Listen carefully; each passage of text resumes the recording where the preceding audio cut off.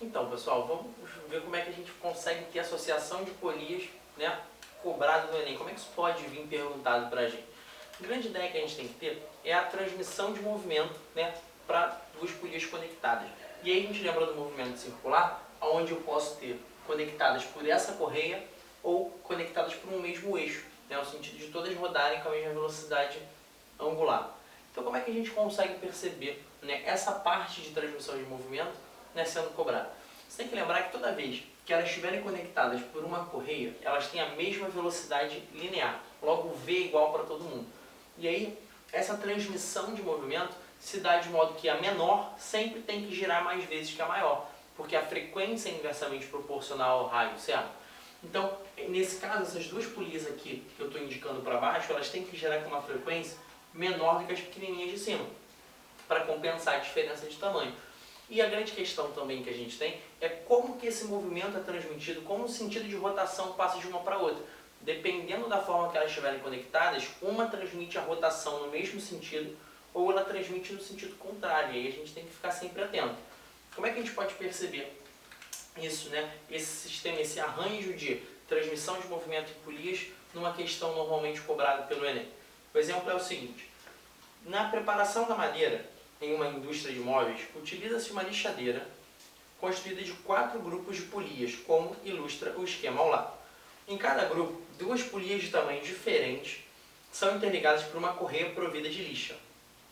Uma prancha de madeira é empurrada pelas polias no sentido de A até B, como indicado no esquema, ao mesmo tempo em que o sistema é acionado para frear seu movimento, do modo que a velocidade da prancha seja inferior à da lixa, ou seja, para quando a prancha passar entre as lixas, ela passe mais lenta do que a lixa está girando, para que esse lixamento aconteça, né? Se ela passar com a mesma velocidade, só vai ser empurrada, não vai ser feito esse lixamento que a gente pretende atingir.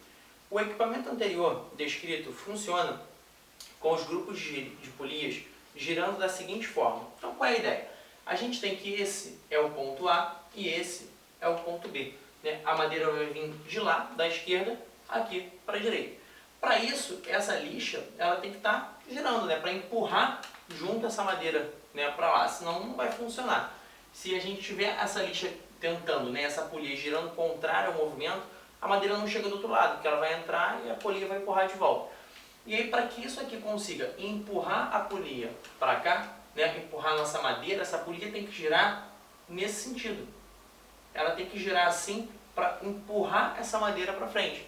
De modo que a associação de baixo, ela tem que girar todas tentando jogar essa polia para frente. E aí, para arrastar a polia para que ela chegue, a madeira para que ela chegue do outro lado. Então, o sentido de rotação das polias vão ser: as de cima vão estar girando no sentido anti-horário, enquanto as de baixo estão no sentido horário. E os dois sistemas, né, de cima e os dois sistemas de baixo vão empurrar a madeira para frente para que esse lixamento aconteça. E a melhor resposta que a gente tem é a letra C.